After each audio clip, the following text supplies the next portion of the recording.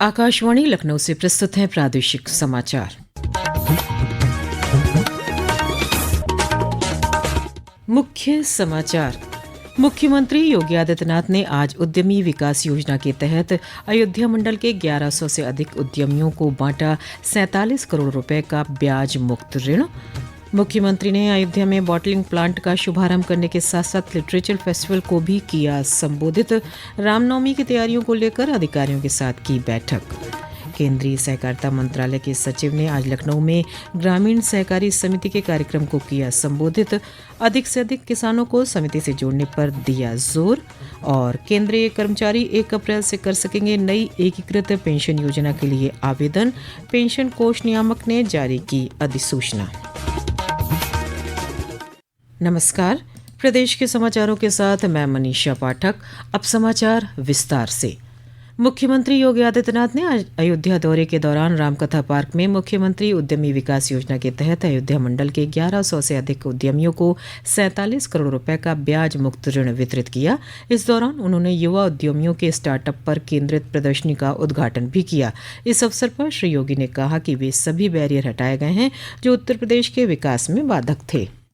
विगत 8 वर्ष में वे सभी बैरियर हटाए गए जो उत्तर प्रदेश के विकास में बाधक। उन सबको एक एक करके हटाया गया। आज उत्तर प्रदेश का युवा नौकरी प्राप्त कर रहा है, स्वतः रोजगार के साथ जुड़ रहा है। उत्तर प्रदेश में निवेश आ रहे हैं, विकास के बड़े बड़े कार्य हो रहे हैं और विकास और विरासत को जोड़ करके नए भारत का ये नया उत्तर प्रदेश अपने अन्नदाता किसानों के लिए, अपनी मातृशक्ति के स्वावलंबन के लिए, युवाओं के आर्थिक स्वावलंबन के लिए पूरी प्रतिबद्धता के साथ कार्य कर रहा है। इससे पूर्व मुख्यमंत्री ने अयोध्या पहुंचने पर सबसे पहले हनुमानगढ़ी में दर्शन पूजन किए और संतों से मुलाकात की। इसके बाद मुख्यमंत्री ने श्री राम जन्मभूमि मंदिर पहुंचकर दर्शन किए। इस दौरान उन्होंने राम मंदिर निर्माण कार्यों का स्थलीय निरीक्षण किया और निर्माण कार्य में प्रगति के बारे में जानकारी ली। बाद में मुख्यमंत्री ने राजसदन में आयोजित लिटरेचर फेस्टिवल कार्यक्रम में शिरकत की।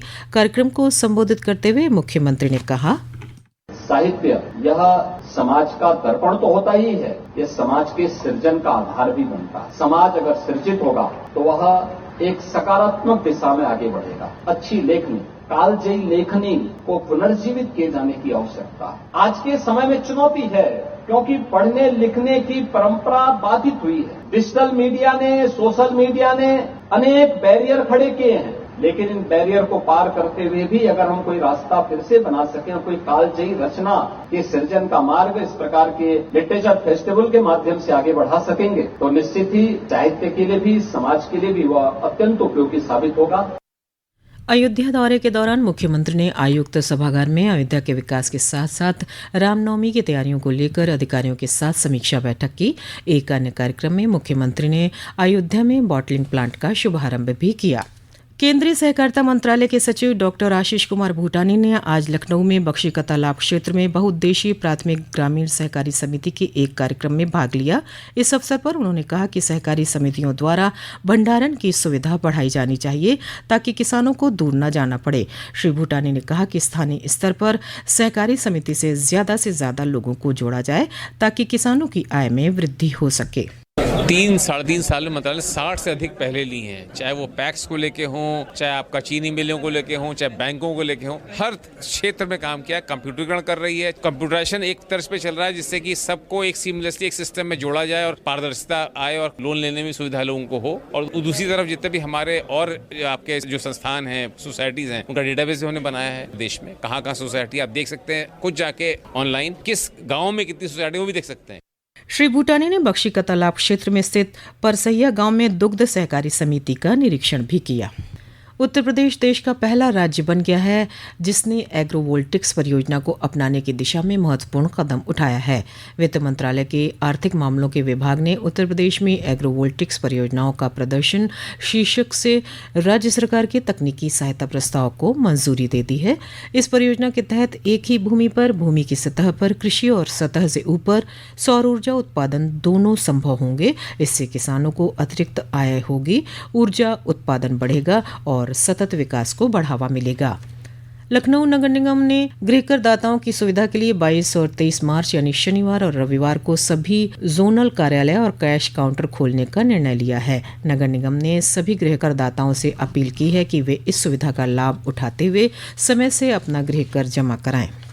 लखनऊ में दुष्कर्म के बाद महिला की हत्या और लूट के मामले में पुलिस कमिश्नर अमरेंद्र कुमार सिंगर ने प्राथमिक जांच में लापरवाही पर इंस्पेक्टर आलमबाग समेत 7 पुलिसकर्मियों को निलंबित कर दिया।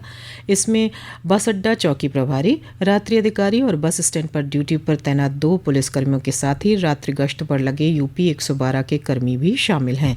मामले की जांच के लिए पुलिस टीमें तैनात की गई हैं। ये समाचार आप आकाशवाणी लखनऊ से सुन रहे हैं। ताज़ा समाचार जानने के लिए आप हमारी वेबसाइट newsonair.gov.in पर लॉगिन कर सकते हैं। इसके साथ ही आप प्रादेशिक समाचारों का ये बुलेटिन हमारे यूट्यूब चैनल पर भी सुन सकते हैं। समाचारों में आपका फिर स्वागत है। केंद्रीय कर्मचारियों के लिए 1 अप्रैल से नई एकीकृत पेंशन योजना शुरू हो जाएगी। मौजूदा और नए भर्ती होने वाले कर्मचारी इसके लिए आवेदन कर सकेंगे। पेंशन कोष नियामक ने इस संबंध में अधिसूचना जारी कर दी है। पोर्टल पर आवेदन प्रक्रिया 1 अप्रैल से शुरू हो जाएगी। यूपीएस चुनने के लिए दावा फॉर्म भरना होगा, जिसके जरिए केंद्र सरकार के 23 लाख से अधिक कर्मचारियों को एकीकृत पेंशन योजना यूपीएस, राष्ट्रीय पेंशन योजना एनपीएस के बीच चयन करने का विकल्प मिलेगा। एक बार विकल्प चुनने के बाद उसमें बदलाव नहीं किया जा सकेगा। मऊ शाहगंज खंड में नॉन इंटरलॉकिंग कार्य के चलते रेलवे ने शाहगंज से चलने वाली बलिया शाहगंज पैसेंजर ट्रेन 28 मार्च तक निरस्त कर दी है। वाराणसी मंडल के जनसंपर्क अधिकारी अशोक कुमार ने बताया कि मऊ शाहगंज रेलखंड पर चल रहे दोहरीकरण कार्य के तहत खोरासन रोड, सरायमीर और फरिया के बीच पैच डबलिंग का कार्य होना है, जिसकी वजह से ट्रेन को निरस्त किया गया है। भारत रत्न और प्रसिद्ध शहनाई वादक उस्ताद बिस्मिल्लाह खान की आज जयंती है। इस अवसर पर उनके पैतृक निवास स्थान वाराणसी में उनकी दरगाह पर पुष्प अर्पित कर उन्हें याद किया गया। मुख्यमंत्री योगी आदित्यनाथ ने अपनी सोशल मीडिया पोस्ट के जरिए उन्हें श्रद्धांजलि अर्पित करते हुए लिखा, सुप्रसिद्ध शहनाई वादक भारत रत्न उस्ताद बिस्मिल्लाह खान ने अपनी शहनाई वादन से भारत की सांस्कृतिक विरासत के विराट स्वरूप का विश्व से परिचय कराया। उनकी संगीत साधना वंदनीय है। उत्तराखंड में 4 धाम यात्रा के लिए पंजीकरण कल से शुरू हो गया है। इस साल पंजीकरण आधार से प्रमाणित होंगे और पंजीकरण के दौरान श्रद्धालुओं को अपना आधार कार्ड विवरण देना होगा। कुल पंजीकरण में से 60% पंजीकरण ऑनलाइन और 40% ऑफलाइन होंगे। इस प्रक्रिया को आसान बनाने के लिए हरिद्वार और ऋषिकेश समेत यात्रा मार्गों पर पंजीकरण केंद्रों की संख्या बढ़ाई जाएगी। 4 धाम यात्रा 30 अप्रैल को गंगोत्री और यमुनोत्री धाम के कपाट खुलने के साथ शुरू होगी। विश्व वानिकी दिवस के अवसर पर आज प्रदेश भर में विभिन्न कार्यक्रमों का आयोजन किया गया।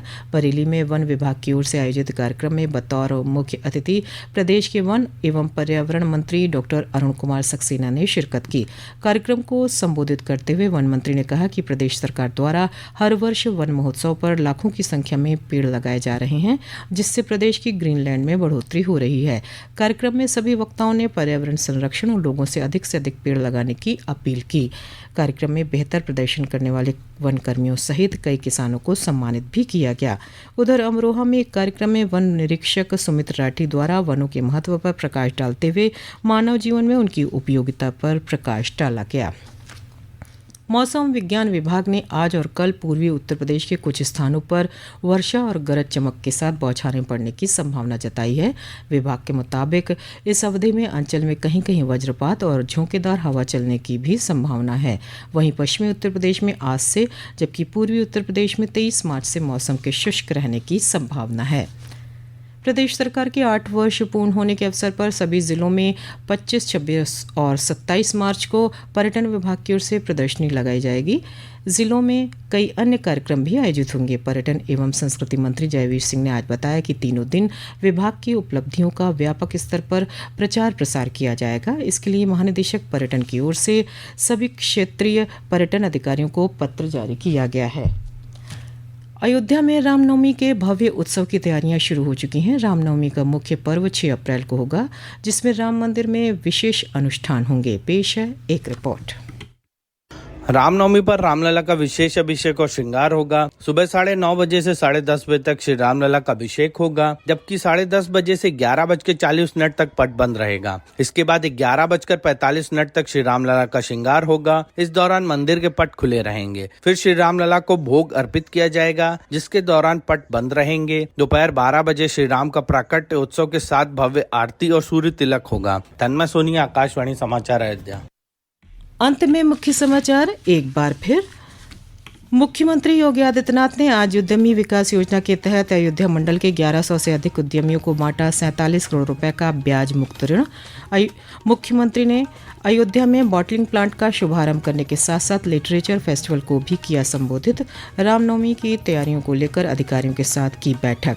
केंद्रीय सहकारिता मंत्रालय के सचिव डॉक्टर आशीष कुमार भूटानी ने आज लखनऊ में ग्रामीण सहकारी समिति के कार्यक्रम को किया संबोधित।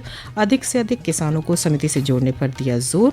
और केंद्रीय कर्मचारी 1 अप्रैल से कर सकेंगे नई एकीकृत पेंशन योजना के लिए आवेदन। पेंशन कोष नियामक ने जारी की अधिसूचना। इसी के साथ प्रादेशिक समाचारों का ये बुलेटिन यही समाप्त हुआ। नमस्कार।